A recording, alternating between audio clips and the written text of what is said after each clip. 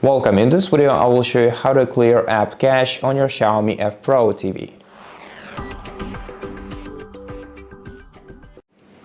First, we're gonna have to navigate to the gear icon on the side of the TV, then navigate to Applications tile and open it.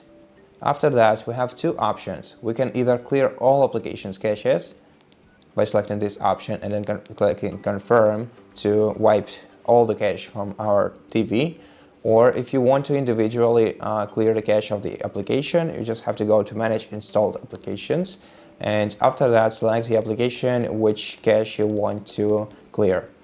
For example, the App Store. Here we have the Clear Cache option. Just select it and the cache will be wiped, as you can see right here. And so that's how you do it. Thank you for watching this video. If you liked it, please consider subscribing to our channel, leave us a like in the comment below, and I'll see you in the next one.